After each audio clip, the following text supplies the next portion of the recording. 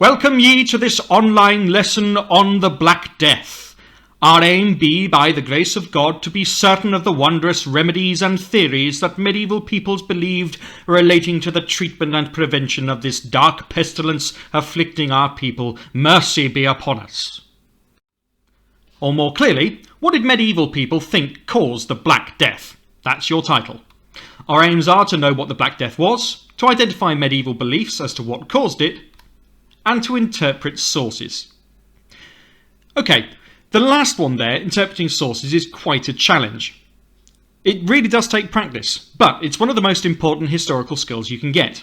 This is one of the skills that will help you understand the news when you read it when you're older. It'll help you judge people's opinions and decide whether or not you agree with them or whether or not they're supported by evidence, and it'll help you interpret what you read as well. You may well find that very challenging, but like I say, practice makes perfect, and it's one of the most important things that you'll ever do in history. So give it your absolutely best shot.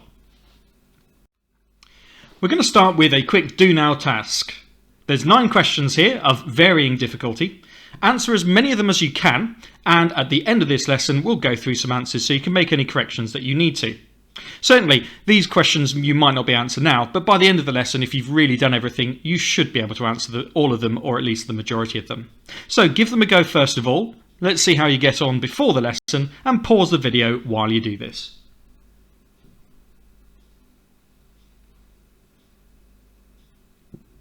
Okay, we'll go through the answers at the end of the lesson, but for now, let's move on. Have a look at this painting. It was actually painted sometime after the Black Death in the 1400s. It's a painting called The Triumph of Death by Peter Bruegel the Elder. In this painting, Bruegel has tried to present an idea. This is not a picture of a real event. This is not a picture of a real battle. This is a picture that represents a much wider idea. The idea of death, and the idea that death conquers all eventually. Yes, it's a pretty hellish and miserable painting. But it's also a symptom of a pretty miserable and hellish time in history. What I'd like you to do first of all is, when I say so, pause the video and look closely at this video. It'll be well worth making sure that this is full screen so that you can do this. I want you to identify various things that you can see going on in here. So note down what you can see going on. If you want an extra challenge, you can note down what you think all of this means. So pause the video here and observe the source and make your notes. Pause now.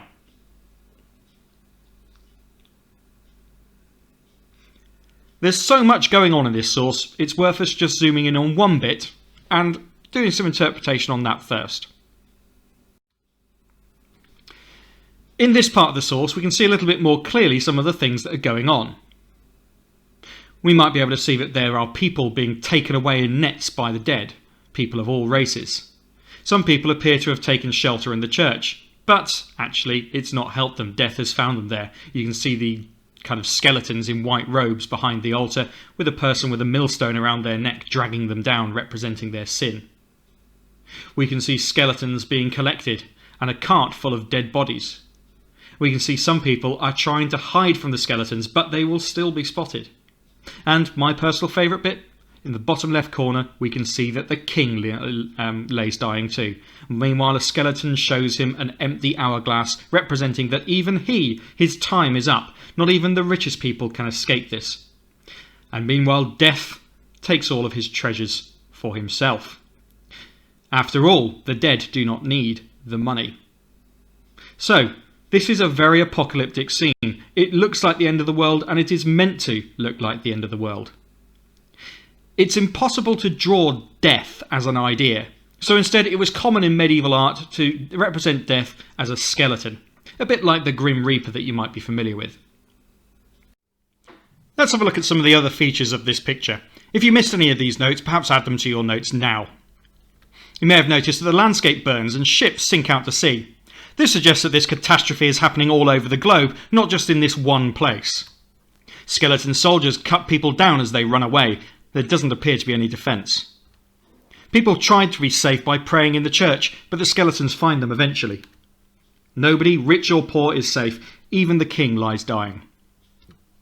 Here are some follow-up questions.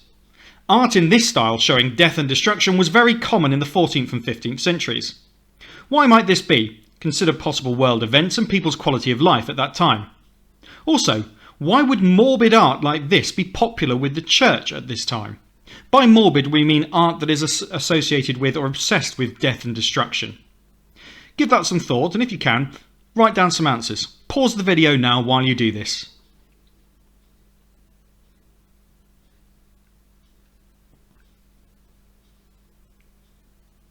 Okay, let's consider some answers. They weren't particularly easy questions here, so it would be interesting to see what you come up with, rather than just saying, did you get the right answer? Some of the world events at this time were truly catastrophic. This lesson is going to be focusing on one of them, the Black Death in the middle of the 1300s, but that wasn't the only one.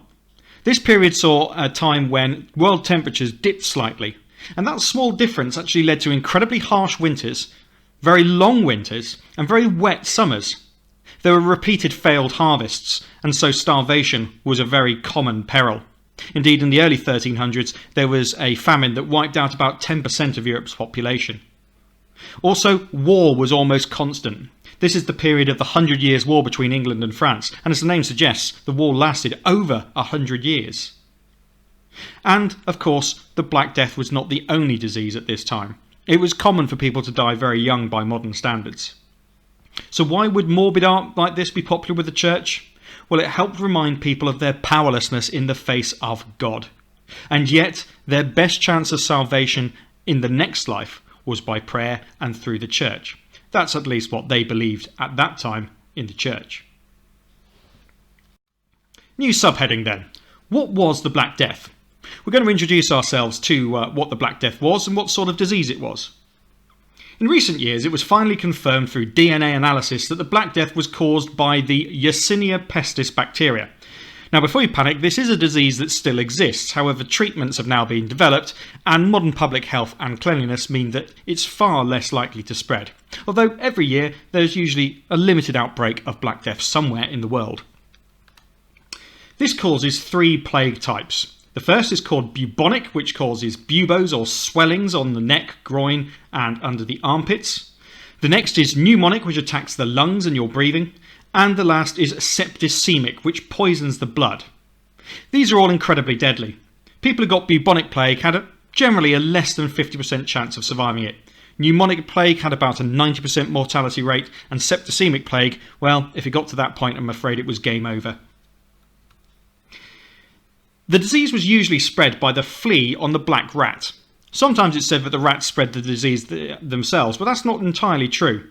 The Black Death has to exist amongst the rat population first. As the rats start dying off, the fleas leap off and try and find something else to eat. People lived alongside rats in filthy conditions compared to what we would be used to now, and so the fleas quite often landed on a human host, would bite them and spread the disease. One of the strange things about the Black Death, though, is normally, because it's in the rat population first, it makes the plague spread slowly. But the Black Death seemed to travel very fast, so perhaps there was an airborne infection element to this as well. Firstly then, explain the difference between the 3 main types of plague. What do they affect? Pause the video now and make your notes.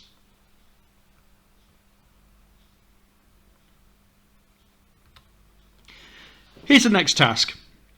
I've put a link to a video in the description.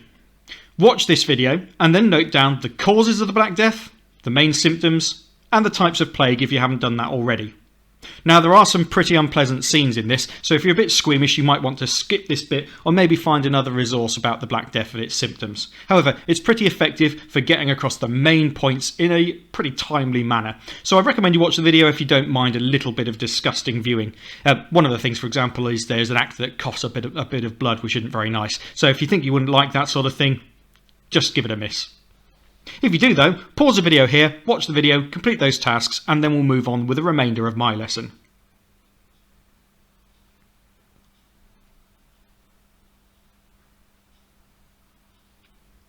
Okay, let's move on. We're now going to have a look at what medieval people thought caused the Black Death. One of the crucial things about this is that medieval people did not understand what actually caused the Black Death, and so many of their treatments and beliefs about it wouldn't have actually helped them at all or worked. It's not a question that these people were less intelligent than we are now. It is true that most of them were less educated though, and they didn't have the benefits of many hundreds of years of scientific inquiry and discovery like we do today. So understanding of the Black Death at the time can seem really limited and at times really bizarre and a little bit silly. But this is not about people's silliness. They were quite serious about this, they just didn't have the benefit of the knowledge that we do today. Medieval people were not stupid, but they lacked our modern scientific understanding. Their theories about what caused the Black Death could be mostly split between natural ideas and supernatural ideas. So natural ideas would be anything that is kind of scientific and is found in the natural world. Supernatural basically is anything that relies on an element of faith, anything that can't necessarily be proved. So by faith I do mean religious faith here, but also a faith in other ideas such as the planets. So natural equals common sense or scientific causes, not necessarily correct ones, and supernatural equals magical, religious or superstitious causes. Your task then. You're going to complete a table with the headings natural and supernatural, showing which supposed causes of the Black Death were natural and which were supernatural.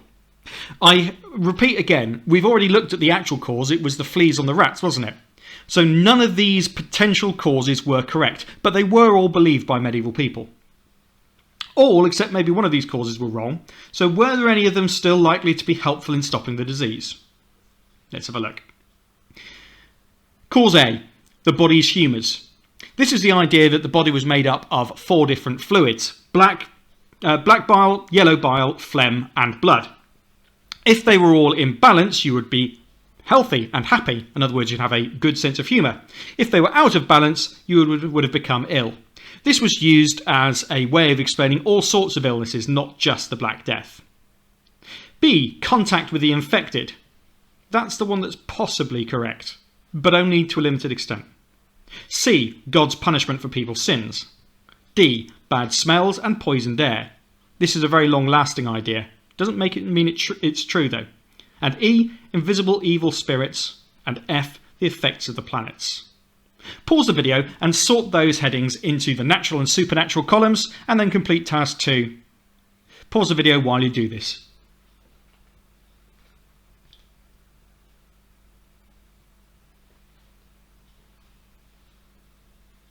Okay, let's go through them one by one.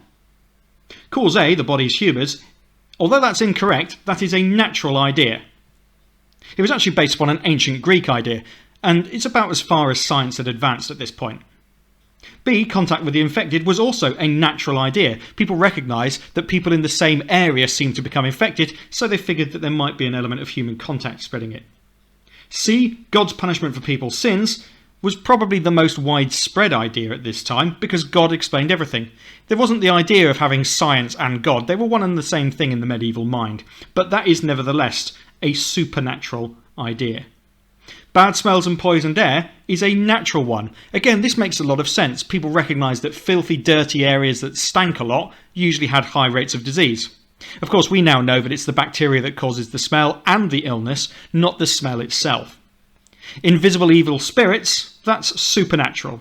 And the effects of the planets, that's also supernatural.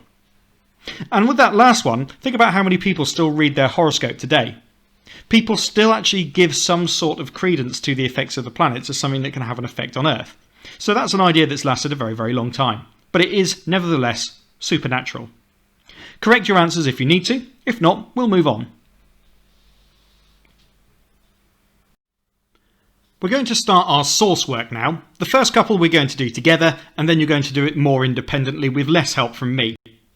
This can be quite tricky, so pay close attention.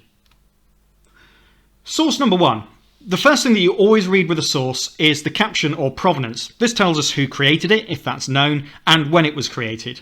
So obviously this is a written source, and it was made by a man called Guy de Chauliac, a famous doctor in the 1300s. You can probably guess what country he's from. That's right, he's French. I will attempt to do a terrible French accent whilst reading this. The particular cause of the disease in each person was the state of the body. Bad digestion, weakness, and blockage. For this reason, people died. Alright, let's review our causes. What did medieval people believe caused the Black Death?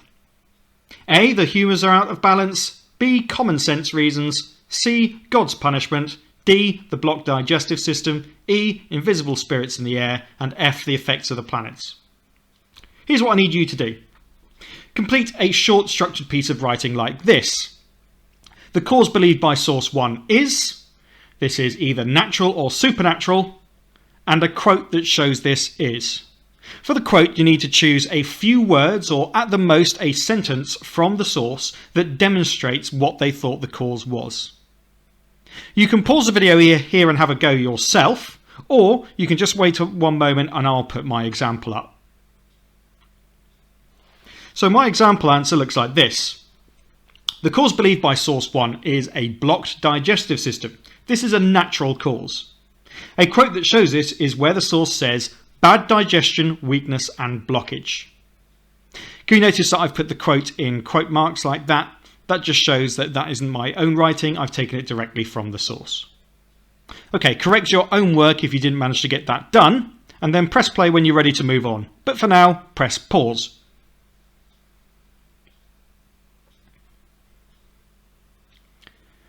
Right, so we've done source 1. We're going to have a look at source 2 now, which is from the same doctor. Source 2 is Guido Chauliac again. The general cause was the close position of the three great planets, Saturn, Jupiter and Mars. Such a coming together of the planets is always a sign of wonderful, terrible or violent things to come. Okay. He's not really made his mind up here. He was saying it was blocked digestion earlier. Now he's saying it's something else. Here's a reminder of our causes. Here is our writing frame. Have another go yourself before seeing my example. Press pause while you have a go.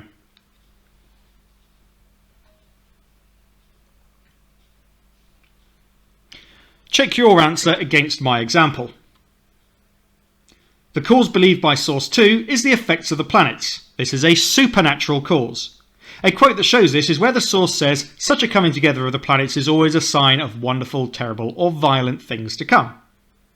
There we go. What we're doing is we're taking quotes from the sources and then we are inferring what that means. When you infer, you are going beyond the absolutely obvious with a source. You can often pick up many things from who wrote the source, when it was created, not just the words that are in it. So try and extend your thinking beyond the absolutely obvious. The sources we're going to see on subsequent screens, you're going to have a go yourself a little bit more independently. You'll be able to use the writing frame that you've already used again, but we're going to have a look at two sources at once now. Source 3, a letter to the Bishop of London in 1345. Terrible is God towards the sons of men. He often allows plague, miserable famines, conflicts, wars, and other forms of suffering. He uses these to terrify and torment men and so drive out their sins. Blimey, that's pretty serious stuff. But then he is a bishop, so no wonder he's mentioning God there. That should give us a few clues as to what caused the Black Death in the mind of that author. So, with this source, identify which cause or causes for the Black Death are given in the source. Is it natural or supernatural? And for each source, give a short quote that tells you this. And as a challenge, explain why medieval people might have believed in this cause. If you want to do one source at a time, you can pause it now before I put up source 4. If not, we'll have a look at source 4 and you can do them together. Here's source 4 as well. From an account by a French doctor written in 1349. Blimey, I'm going to have to do the voice again, aren't I? This epidemic kills almost instantly. As soon as the air is spirit leaving the eyes of the sick man has struck the eye of a healthy bystander looking at him, for then the poisonous nature passes from one eye to the other. Okay, that's a strange idea, isn't it? But do bear in mind where these people would have to be standing in order to get eye contact like that. So unless you've done source 3 already, now you can do source 4 as well, or do them both together. But complete all 4 of those tasks for both sources, please. Pause the video now while you do this.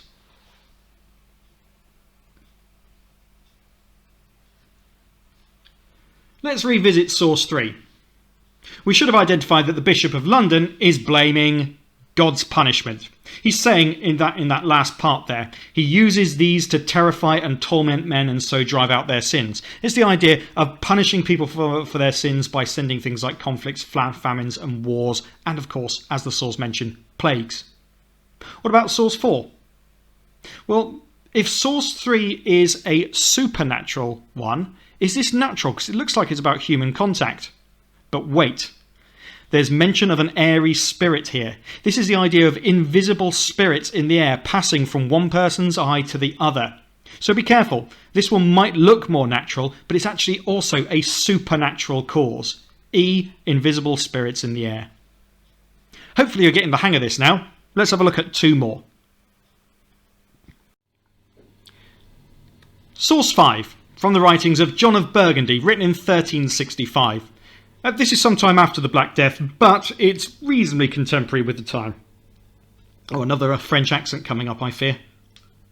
Many people have been killed, especially those stuffed full of evil humours. As Galen says in his book on fevers, the body does not become sick unless it already contains evil humours. I should point out that Galen was an ancient Roman doctor, but many of his ideas had also reached medieval Europe because they were preserved by Islamic civilizations, and then those books were retranslated into European languages too. But not only that, Galen was nicking his ideas off the ancient Greeks, so these ideas were thousands of years old. But which idea am I talking about? Which cause is it referring to? You can complete these tasks now for source 5, or you can hang on, we'll have a look at source 6 and you can do them together. Source 6, from an account by a 15th century Swedish bishop. Not sure I can do a Swedish accent. It'll probably turn out Welsh. Anyway, we'll give it a try. Sometimes the plague comes from a privy or toilet next to the chamber of any particular thing which corrupts the air with miasma. Sometimes it comes from a dead carrion or corruption of standing waters in ditches. Oh, that was dreadful. I apologise. Anyway, you should have got the idea from that as to which cause that bishop is referring to. And just because he's a bishop, don't necessarily expect it to be a supernatural cause unless you can find the evidence in the source. Anyway, you got the tasks there in the pink box, so you can pause the video here and complete those tasks for each of those sources. Pause the video now.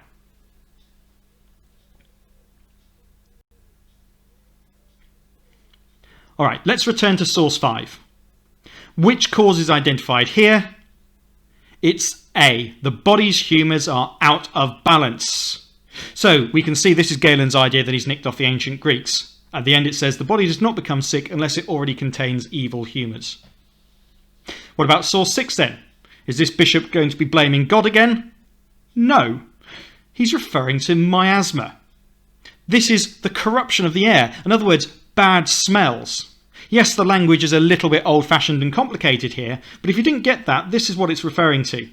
It's referring to common sense reasons. In this case, bad smells. Alright, let's move on to one final source. Source 7. Medieval flagellants. They whipped themselves as a punishment, believing that this would stop God punishing the world with Black Death. The word flagellant comes from the Latin word meaning whip. This is a strange idea to modern ideas. But if these people believed that God was punishing them with the plague, they believed that they could avoid the plague by showing God how truly sorry they and the rest of society were for all the evil sins that people had been doing. Of course, it wouldn't have much helped them. And in fact, marching around in a big group in the cities was probably going to do them more harm than good. But nevertheless, you would have these processions of people, often monks, who would march through the city, and they'd be chanting in Latin, and they would be whipping themselves bloody. Pie Jesu Domine. Ow. Dona eis requiem. Ow. That's what they hoped would prevent the Black Death. So, describe what you see happening in this source. That's just about describing what you can see in the picture. Then explain why the flagellants are whipping themselves. And thirdly, would this have been effective in stopping the Black Death? You can pause the video now and make sure that you explain your point of view for the last question. So pause now and press play when you're ready to continue.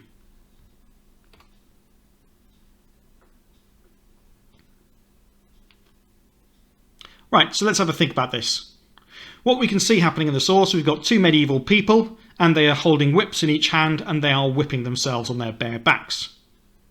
They're doing it because they believe that this pain would be seen as too much of a punishment, and so God would stop punishing them with the Black Death.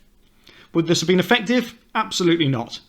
At best, it would have done nothing. At worst, it would have made them more susceptible to the Black Death because they'd have been travelling from place to place. Oh dear. Whilst I produce this lesson, we are currently in the midst of the world's latest global pandemic. It's not the first pandemic, and it sadly won't be the last. Mercifully though, the Black Death was far worse than the COVID-19 pandemic, even though we shouldn't underestimate the seriousness of the situation the world now faces. But one of the reasons why the coronavirus is not as deadly as the Black Death is because we understand disease so much better now than we did then. But, surprisingly, some of the methods that we are currently using to fight the coronavirus were used in the Black Death too. Some, of course, we only use today, and others were only used then. This is what I mean. So COVID-19 in the 21st century and the Black Death in the 14th century were both pandemic, meaning that they were diseases that went all around the world. But they were very different. Black Death was caused by a bacteria, and it was mostly spread by animals. COVID-19 is a virus and is mostly spread by contact with infected people. However, some of the methods used to fight both are quite similar. Here's your task. Create a Venn diagram like this one here. If you prefer, you can just make a table with 3 headings, but I do quite like the idea of having a Venn diagram so you can see the overlap. On one side it will say Black Death only, on the opposite side it says COVID-19 only, and then the bit in the middle says both. Then you're going to sort the infection control methods, which I'll list up on the screen in a moment, into that Venn diagram. And consider the methods used to fight both COVID-19 and the Black Death. Those are the ones that you place in that middle section. Why are these so effective?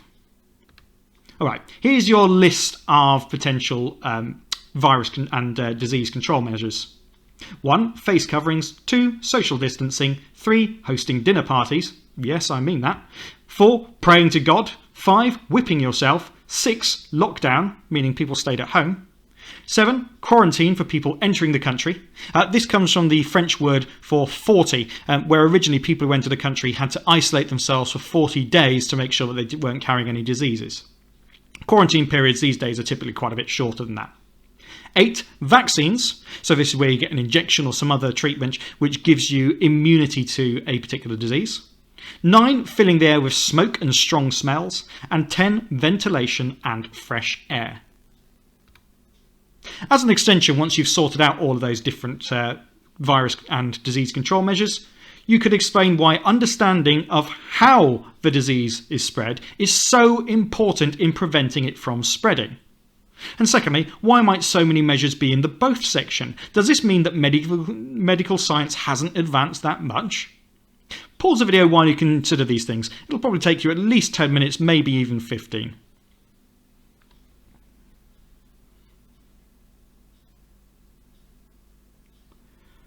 Okay, we're going to have a look at a future screen at the answers to the Venn diagram and where we should have placed these disease control measures. However, on the topic of the extension questions, it's very, very difficult to fight a disease if you do not know how it is spread. If you understand how it is spread, then you can prevent that thing from happening and thus prevent the disease from spreading. So, for example, if medieval people had understood that the fleas on the rats were carrying the disease, they probably would have done something to get rid of the rats. Unfortunately, they didn't, and so they didn't try that. Today, though, we understand really quite well how COVID-19 spreads through droplets from people's breath. So, for example, the recommendation to wear a mask or face covering is a sensible one and does work in preventing the spread of the disease. The same goes for things like hand washing. Have a look at this source here. This is a plague doctor from 1721 in Germany. Notice what he's wearing. It's a face covering. Does that mean that this is something that they tried in the Black Death too? Well, some of you might already be sat there thinking, Mr. Cloak's an idiot. He doesn't know anything about history. Why is he showing us this? And you'd be right if you were going to say that, apart from one thing. It's a deliberate error. There is a face covering, but this is not from the Black Death. This is from later plague outbreaks. You will see all sorts of sources that refer to the Black Death and plague doctors looking exactly like this, but I've never found any evidence to suggest that people in the Black Death wore robes and wore face masks like this. It's in later outbreaks of the same disease. For example, the Great Plague outbreak in London in 1665, and indeed this one here in Germany in 1721, which is hundreds of years after the Black Death. It's worth pointing out though that some of the ideas here might be quite familiar to us. That face covering was believed to offer protection, but the beak was actually filled with sweet smelling herbs which were designed to fight the miasma and the bad air that they believed caused it. You might be able to see in the background there is a bonfire being burnt as well to purify the air. The heavy robes were all about minimising contact with other people, which also might have been quite helpful and might have actually kept the fleas off you. Not that they necessarily understood that's why. What about the stick? Well, that's for prodding the dead bodies and making sure that they are really dead without actually having to touch them, which would have been slightly more hygienic than the alternative. Also, if anyone got a little bit too close, a stick like that might help with your social distancing. But the point is, this source is not accurate. Also, if you read the writing down at the bottom, it is in German. This is actually even a historical source in 1721. It's referring to a plague in 1656. Never mind, let's move on to what the Black Death was really all about. Here's our Venn diagram again, so you can check your answers. Move things across if you put any of them in the wrong place, and some of them may well surprise you. What about face coverings? Well, really that's COVID-19 only, but there is limited evidence to suggest it was used in both. Definitely used in later outbreaks, but possibly not in the 14th century. What about social distancing? That's COVID-19 only, right? Nope. Both. They understood that getting too close to the infected could cause disease even back then, even if in the 14th century they thought it might be through invisible spirits. Hosting dinner parties. Well, that's the Black Death only. It was believed that by hosting dinner parties, people would be all together and they would be much safer from the disease. Actually, it probably did a lot more to spread it. Praying to God is probably something we can consider both. Although fewer people today believe that this is some sort of God's punishment with the coronavirus, there are a lot of religious people in the world and they will still be praying that they may be protected from the disease. Whipping yourself, on the other hand, is just the Black Death, and I would very much recommend against trying it to protect yourself from the coronavirus. Lockdown, believe it or not, was used in both. However, there were only a few European cities such as Turin in Italy where this was tried, and it did have some success. Quarantine was also used in both. It was understood that trading ships could carry the disease. Therefore, goods and people who arrived on trading ships in many countries were subject to quarantine. These days, people often are asked to quarantine when they arrive in a new country by air. Vaccines were only invented at the end of the 1700s, and the vast majority of them have been developed in the 20th and 21st centuries. Therefore, the development and use of a vaccine refers in this case to only COVID-19. Such things were completely unheard of to medieval people. On the other hand, strong smells like filling the air with smoke was a medieval idea. It was all about defeating the miasma and bad air. Lastly, ventilation and fresh air. Well, that's both, but for rather different reasons. Again, this was about defeating the miasma, the poisoned air, when it came to the Black Death, or at least that's what medieval people believed. Today we understand that circulating fresh air is a way of making sure that not too many droplets from breath that contain the coronavirus can accumulate and therefore infect people. Isn't it interesting though? All of those ones in the both column. The thing is, some of those ideas would have helped medieval people, but they rarely tried them because they understood what was going on with the disease. They were trying them and just luckily they may have done some good. On the other hand, we now have the scientific basis to understand why these things are so helpful both now and then. Hopefully one day you may well be watching this lesson again and all of this will be over. Probably thanks to the vaccine. So fingers crossed. So finally, why was the Black Death so terrifying? You have 1 minute to explain why the Black Death would have been so scary. Then you have 30 seconds to list as many symptoms of the Black Death as you can. And you have 10 seconds to choose an adjective or describing word to sum up the effects of the Black Death. So give that some thought, and then you can do this. I would invite you to pause the video so that my video doesn't just overrun and become too long. But in total, you'll be spending 1 minute and 40 seconds on this. So have a look at a nearby watch or clock if you have one available. Pause the video while you complete those tasks.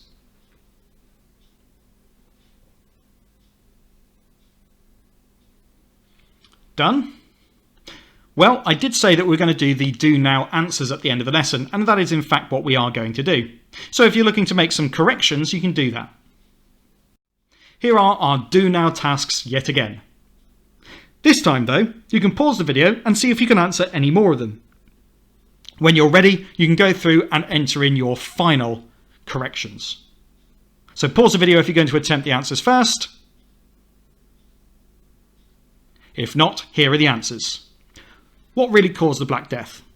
Fleas from rats is the correct answer. What word describes a disease that spreads around the world? A pandemic. Give 2 symptoms of the Black Death. Well, there's loads to choose from here. The buboes or boils, blackened skin, vomiting blood, coma, joint pain, seizures, and several others. What was a flagellant? Someone who whips themselves. Spell the type of plague that causes buboes. That's bubonic. Make sure you spell that correctly. Give 3 medieval beliefs about what caused the Black Death. Well, there are loads to choose from again, but bad air and miasma, humours, God, planets, evil spirits, and contact with the infected are all acceptable.